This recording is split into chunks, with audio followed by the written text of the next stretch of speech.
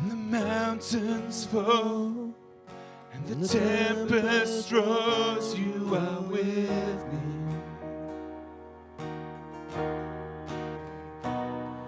When creation falls, still my soul will soar on your mercy. And I will walk through the fire with my head lifted high, and my spirit revived in your story. And I'll look to the cross as my failure is lost in the light of your glorious grace. Let the ruins come to life in the beauty of your name. Rising up from the ashes, God, forever you reign. And my soul will find refuge in the shadow of your wings. I will love you forever, and forever I'll sing. When the world caves in, still my hope will cling to your promise.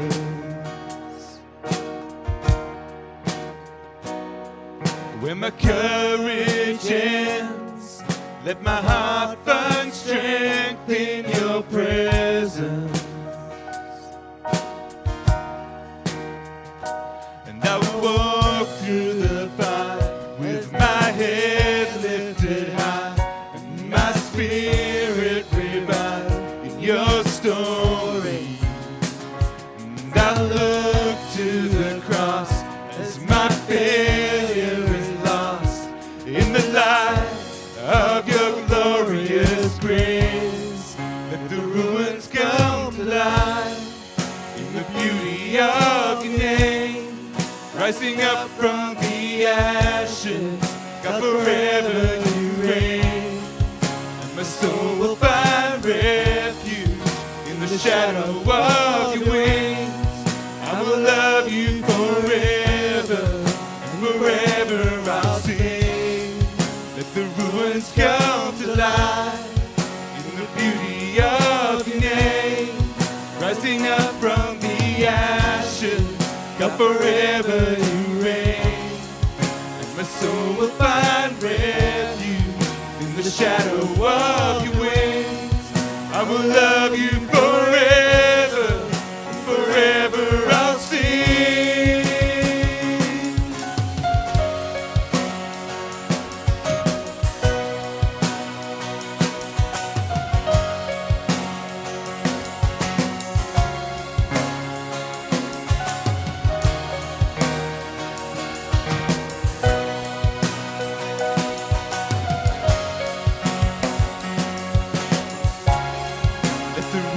Come to life in the beauty of your name.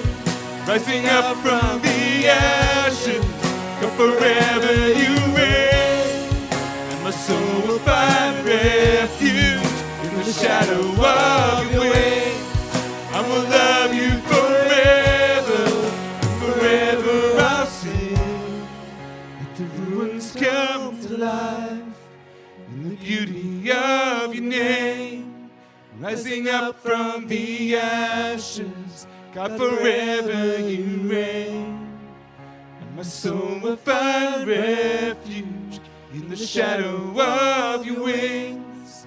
I will love you forever, and forever I'll sing.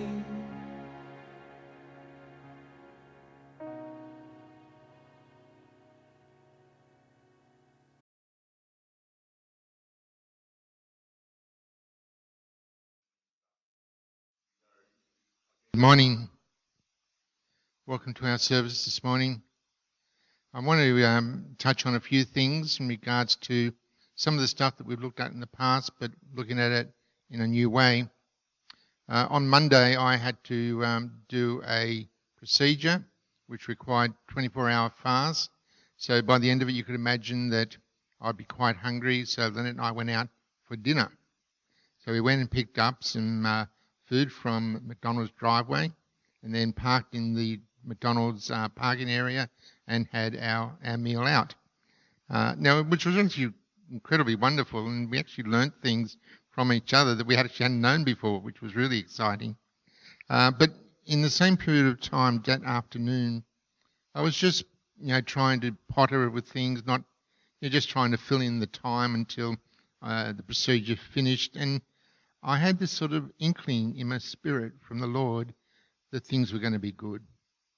That as we move out of this pandemic, God hasn't lost control. He hasn't lost his purpose, and we haven't lost it either. And so today I want to unpack some of the things I think that God has challenged us about as we move back into what is now quite a different world. In 2016, we as a church had to confront our past. And there was a past inflicted by the abuse of kids, by clergy, 5-6 decades ago, some time back. And we had a great service. The meeting wasn't quite as good. But in the midst of that, God gave us a challenge. And that challenge was to raise up the ancient ruins of his church, to rebuild the church that is now in ruins, but to rebuild it his way. And two of the passages that he gave us came out of Isaiah 58, verse 11 onwards, and then Isaiah 61, verse 1 on. And I'll read the extended verse because there are two parts to it. Isaiah 58, the Lord will guide you continually and satisfy your needs in parched places and make your bones strong. And you shall be like a watered garden, like a spring of water, whose waters never fail. Your ancient ruins shall be rebuilt. You shall raise up the foundations of many generations. You shall be called the repairer of the breach and the restorer of the streets to live in. So there's two parts to that word. One is what God is going to do in us and for us, and then what we're going to do for him, how we're going to take up his cause and bring back his church. In Isaiah 61, it's a bit more extended, but I think the passage is helpful. The Spirit of the Lord is upon me, because the Lord has anointed me. He has sent me to bring good news to the oppressed, to bind up the brokenhearted, to proclaim liberty to the captives and release to the prisoners, to proclaim the year of the Lord's favour and the day of vengeance of our God, to comfort all who mourn, to provide for those who mourn in Zion, to give them a garland rather than ashes, the oil of gladness instead of mourning, the mantle of praise instead of a faint spirit. And they'll be called the oaks of righteousness, the planting of the Lord, to display the glory. They shall build up the ancient ruins. They shall raise up former devastations. They shall repair the ruined cities, the devastations of many generations. Strangers shall stand and feed your flocks. Foreigners shall till your land and dress your vines. But you shall be called priests of the Lord. You shall be named ministers of our God. You shall enjoy the wealth of the nations, and in their riches you shall glory. Because their shame was double, and dishonour was proclaimed as their lot, therefore they shall possess a double portion, and everlasting joy shall be theirs. And so once again, you've got that two-pronged thought, the work of Jesus in our lives, the promises he brings, the change of heart that he achieves, the change of perspective that he encourages us to have, to see things that in our normal lot would be devastations to be turned into something in God that will bring us peace and joy and enlarge us as both individuals and as a people. And then the call to build up the ancient ruins. And so that's a challenge that we have taken on as a church, and we've worked on and expanded that over the last couple of years to come up with what we think is God's purpose in this day and hour. Now, so over the last couple of years, we've been encouraged by God to lift up our eyes to see what he is doing. Now, even though we've attempted to do that, none of us, I think, could have seen the pandemic coming. Nor could we, in the current setting, have imagined that the response to this pandemic would be the lockdown of our borders and the withdrawal into national isolation. This response goes against the grain of the way in which our planet has been operating in recent times. The early evolution of the pandemic saw China recovering, whilst almost every other nation was actually at the heart of the impact affecting their cities and their economies. That in itself has intensified the angst that has currently been expressed to China and the call for an independent inquiry. As we move into the initial recovery from the pandemic, and questions like when will our services start again, we're working on that. The way forward for the church, other organisations and businesses is not yet clear. While some businesses have benefited by the pandemic, others are still struggling, while many others have gone to the wall, never to recover again. In our parish, we have, over the last 2 years, worked through a new vision of an entirely different focus group, which we have called the people of expectation. Why? Because they're expecting to be engaged by us and God. We also came up with the development of a core competency which would enable us to re-engage the outside world and bring people to Christ. As we share this message, we're in now quite a different context because you're all out there when we're in here. Whereas usually you're in here and we're wanting you to go out there. Well, you're already out there. You're already where you are. And who knows whom God might bring to you that you might invite them into their kingdom. As our services and podcasts have now an extended audience, it is important for us to refocus on the commission God has given to us as a church. But in doing so, we need to note that this commission is no longer unique to us, but extends to fellow Anglican communities that God has been challenging to rebuild God's church his way. To rebuild God's church his way. It is important that the church that is to arise out of the ashes needs to be the church God's way. Our Anglican church has a long history of contending theological, liturgical and sacramental streams, including the Anglo-Catholics, the Evangelicals, Fundamentalists, the Charismatics and the Liberals. And then there's us. Some, if not all of those streams, strive to produce a monochronic church their way. It is important to note that moving forward as a church, we need to put away such contentions and striving.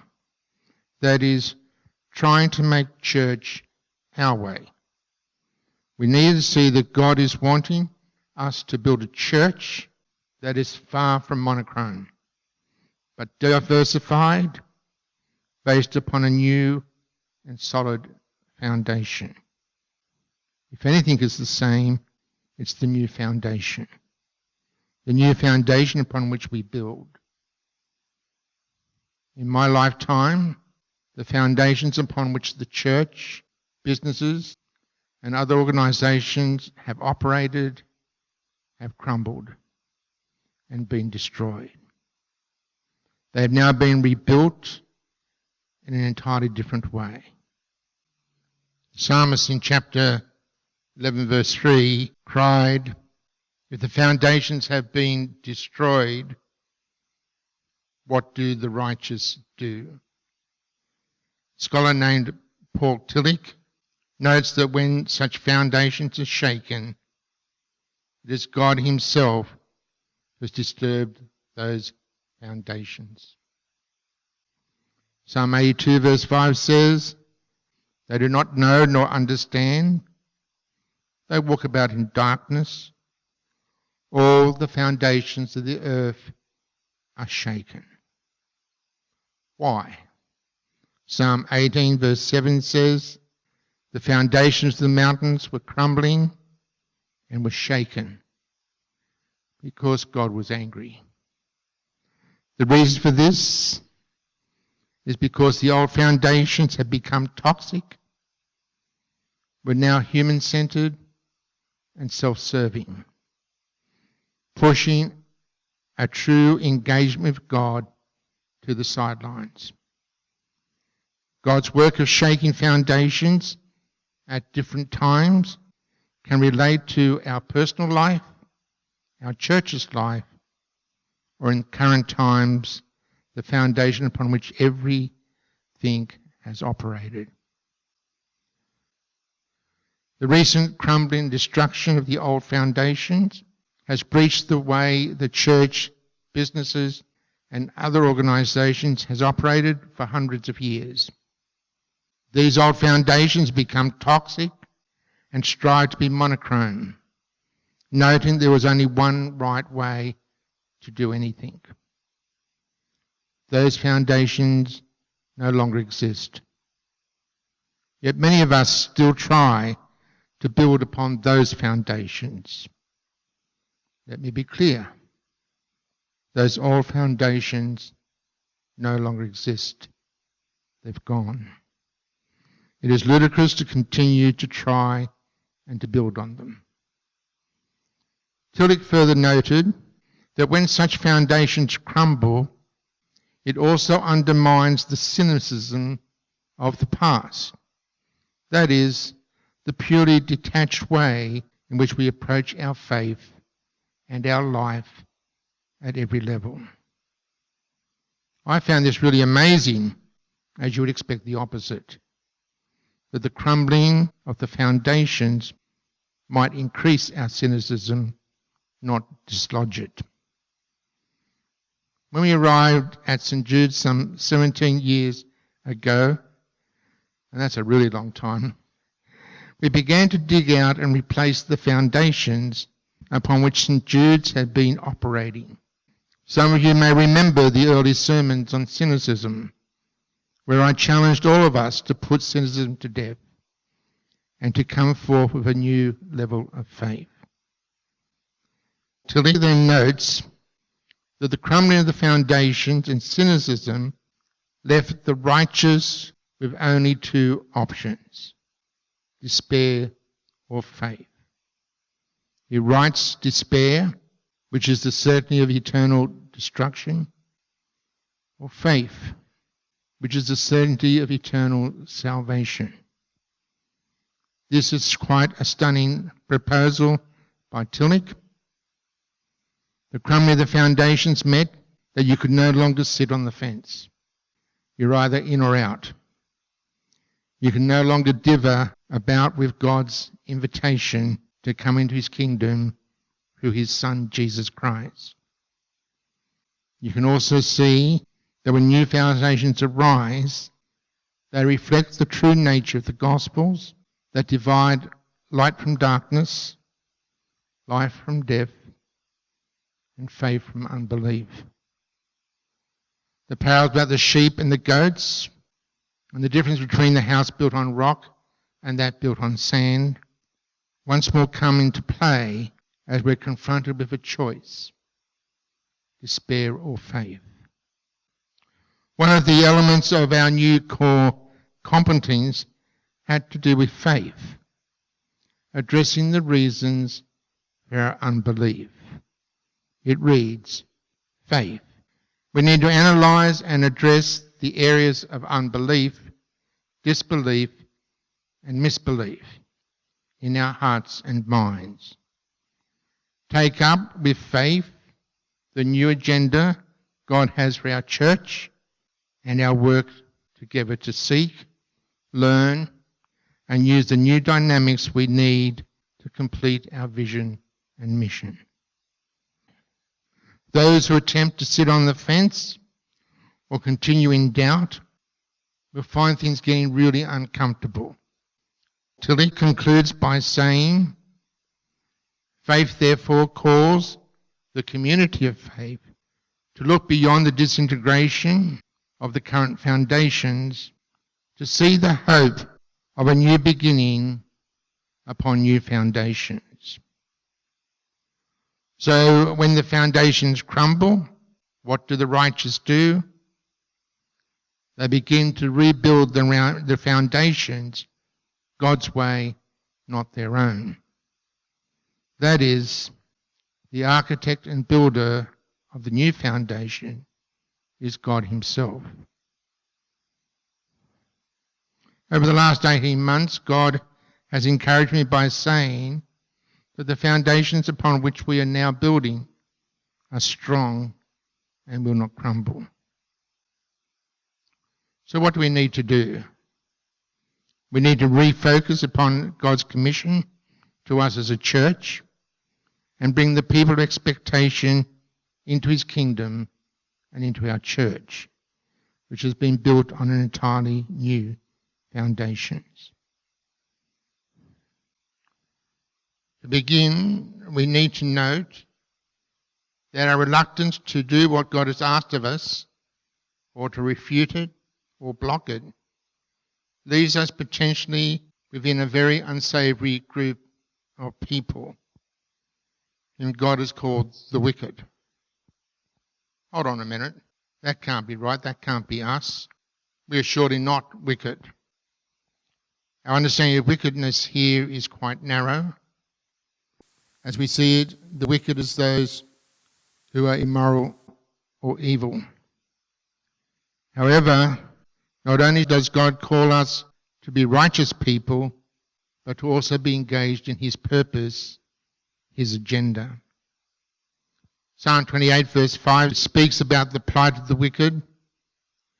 Because they do not regard the works of the Lord, nor the operations of his hands, he shall destroy them and not build them up.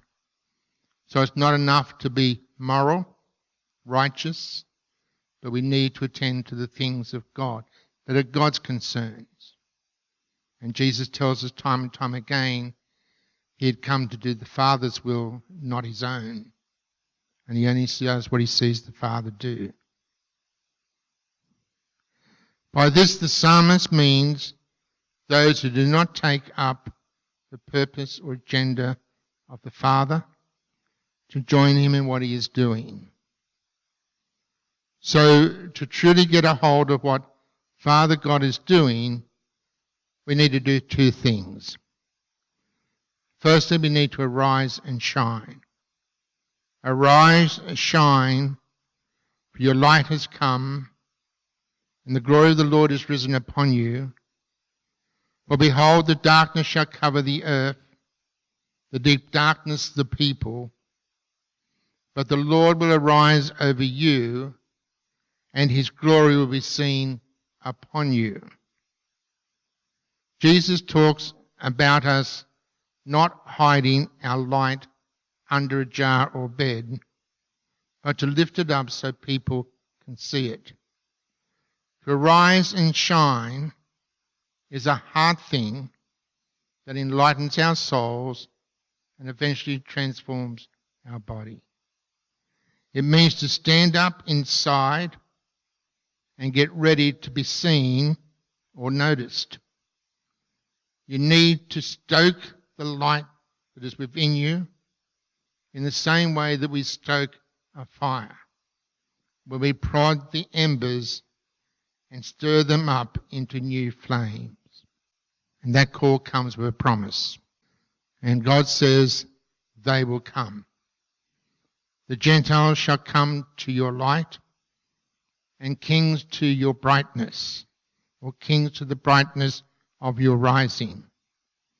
We need to be preparing ourselves so we will truly engage those in darkness with the light of Jesus that dwells within us. And secondly, we need to lift up our eyes. God's been saying to us that a number of times. Isaiah writes, lift up your eyes all around and see. They all gather together. They come to you. Your sons shall come from far, and your daughters shall be nursed at your side. Jesus constantly tells us that he only does what he sees the Father doing. He's come to do the Father's will. As his disciples, we're all called to do the Father's will and purpose for us.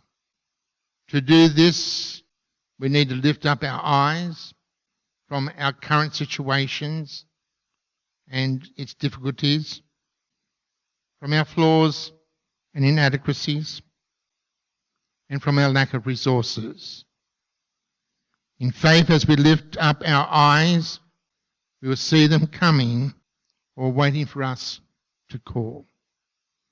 I just want to finish now with those two verses of that commission from God. Once again in Isaiah 58, your ancient ruins shall be rebuilt. You shall raise up the foundations of many generations. You shall be called the repairer of the breach, the restorer of the streets to live in. And again in Isaiah 61, they'll be called the oaks of righteousness, the planting of the Lord to display his glory. They shall build up the ancient ruins, and they'll raise up the former devastations. They shall repair the ruined cities and the devastations of many generations. That is, as a church and the people of God take up this commission and engage it with all our hearts, with all our minds, with all our souls, and with all our strength. Let us pray. Father, in this strange time in which we are living through, where the world has been turned upside down in many ways, help us, Lord, to not only see those who are coming, but to move out to encounter and engage them within the limits, of course, that we are now working in as a nation. But that we can speak your truth into hearts that are desperately wanting to know you, to introduce them to you and bring them through into the kingdom and our church. We ask this in Jesus' name. Amen.